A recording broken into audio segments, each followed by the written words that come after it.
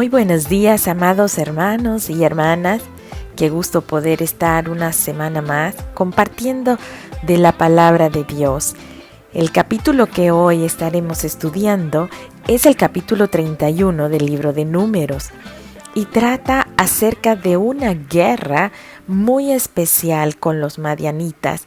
Recordemos que los madianitas eran los descendientes de Abraham. Resulta que Abraham, tras la muerte de Sara, él se casó con Cetura y tuvo otros hijos con ella. De esta relación nació Simram, Joksán, Medán, Madián, Isbac y Súa. Abraham condujo a estos hijos fuera de los límites de Canaán con la intención de mantenerlos alejados de la herencia de Isaac y sus descendientes. Así que los madianitas fueron un pueblo nómada, pero grandes grupos de ellos se establecieron allí en las tierras de Moab y hicieron pacto con sus habitantes. Los madianitas se convirtieron en eternos enemigos de los israelitas, a pesar de ser descendientes de Abraham. A los madianitas los vamos a encontrar aún en el libro de Jueces, haciendo ahí pillerías a los israelitas. Pero en esta ocasión lo que sucede es que tenemos a este grupo de israelitas que van directo a la tierra que Dios les había prometido, a la tierra de Canaán, donde anteriormente Abraham se había asentado. Imaginemos que va aquel gran grupo de personas, aproximadamente 3 millones de personas, paseando por las tierras alrededor, lo que causaba gran temor. Y vimos cómo al pasar por esa tierra de Moab, en donde los madianitas estaban asentados, causó gran temor a su rey, que era Balac, y que mandó a traer a Balaam desde muy lejos, desde 640 kilómetros de distancia, allá cerca de las tierras del río Éufrates, donde vivía Balaam. Él fue traído para maldecir al pueblo de Israel. Sin embargo, recordamos de Números 22, 23 y 24 que Balaam no pudo maldecir a Israel, que Dios le mostró a Balaam lo que debía de hablar. Y en lugar de maldiciones, de su boca salieron bendiciones a Israel. Esto enojó muchísimo al rey de Moab. Y por supuesto, Balaam, que parecía que había hecho lo correcto, no había hecho lo correcto de corazón. Había hablado lo que Dios le dijo, pero en su interior seguía siendo esa persona que buscaba su propio beneficio. Y Números 31, este capítulo precisamente nos desenmascara a Balaam, porque resulta que Balaam fue quien al bajo incitó a las mujeres madianitas para que sedujeran a los hijos de Israel.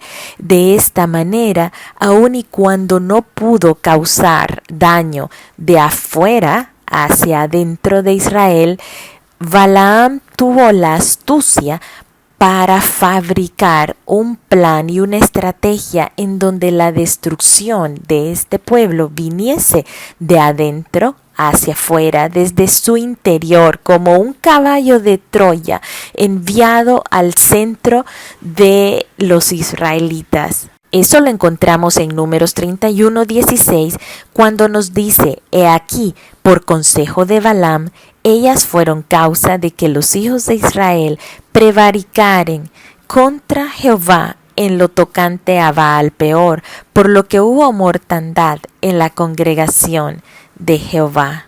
En este capítulo se nos da al descubierto la verdadera esencia de Balaam. Él no era el hombre honesto y santo que aparentaba ser, sino que era un hombre que buscaba su beneficio a costa de lo que fuese y no obedeció a Dios, aún a pesar de haber escuchado la voz de Dios claramente.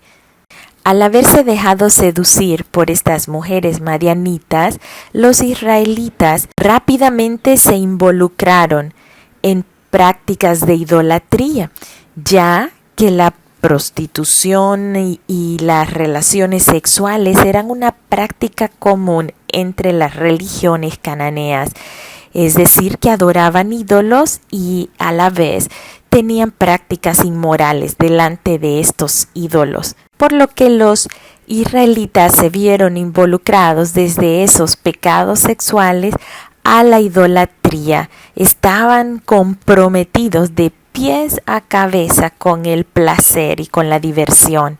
El castigo de parte de Dios no se hizo esperar. Los madianitas eran responsables de haber inducido a Israel a adorar a Baal, así que Dios ordenó que Israel los destruyese totalmente.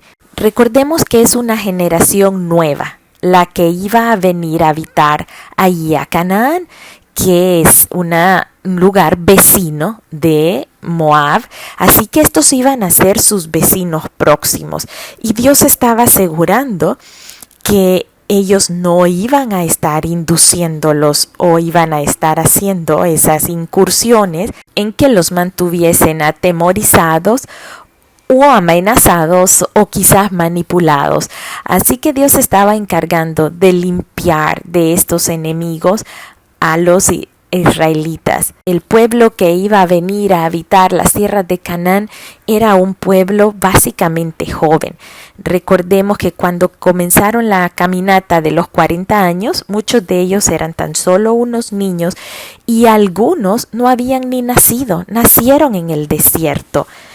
Así que era necesario mantenerlos lo más alejado posible del pecado, y estas personas habían demostrado tener gran experiencia en lo que es la seducción.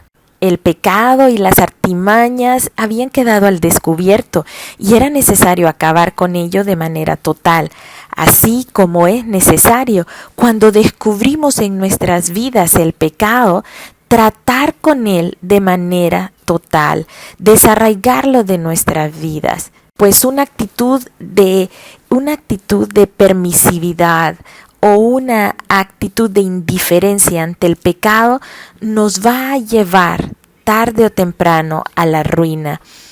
Moisés en este momento trató el pecado rápida y completamente. Dios lo señaló y había que removerlo totalmente. Moisés, por orden de Dios, organizó a el ejército en grupos de 1000 por cada tribu, es decir, organizó 12,000 personas en este ejército para luchar contra los madianitas. Al obedecer a Dios y al estar Dios de su lado, tuvieron una victoria total. Lograron acabar con todos los hombres madianitas y obtener el botín. Sin embargo, habían dejado vivas a las mujeres, por lo que cuando ven que traen cautivas a las mujeres, Moisés y el sacerdote Eleazar y todos los príncipes de la congregación que salieron a recibirlos, vieron que habían dejado con vida a todas esas mujeres.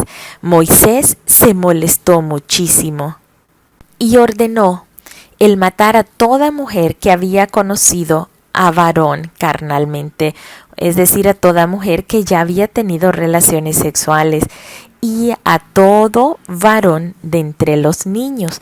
Solo había que dejar vivas a las niñas entre las mujeres y aquellas mujeres que no habían conocido varón.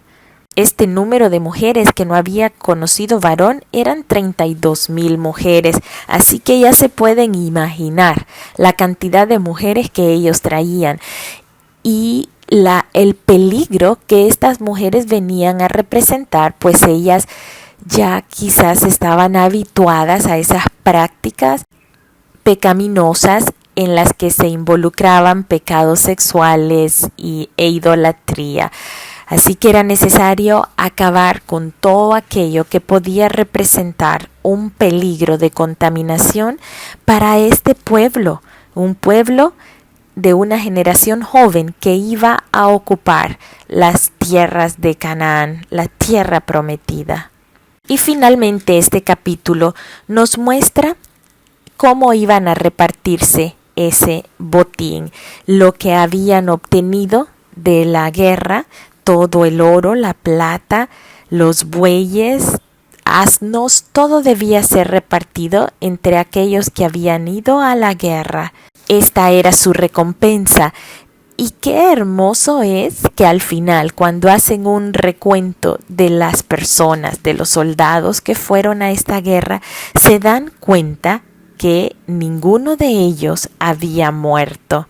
Una guerra en la que ni un tan solo soldado murió es una victoria total de Dios. Los israelitas estaban muy contentos, muy agradecidos, y una buena parte de este botín fue presentado como ofrenda a Dios. Por tanto, mis amados hermanos y hermanas, este capítulo nos da una gran enseñanza acerca del cuidado que tenemos que tener cuando hay evidencia del pecado en nuestras vidas. Este debe de ser erradicado completamente, así como lo ordenó Dios en este momento. Todos los hombres fueron muertos, todas las mujeres, aquellas que estaban involucradas en prácticas sexuales. ¿Y saben quién murió también en este momento? Fue Balaam, el profeta.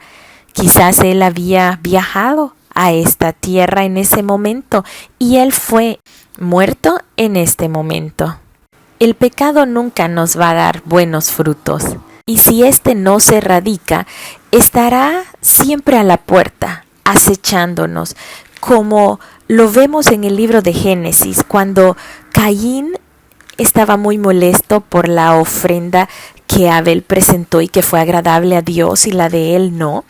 Nos dice en Génesis 4 que se ensañó Caín en gran manera y decayó su semblante.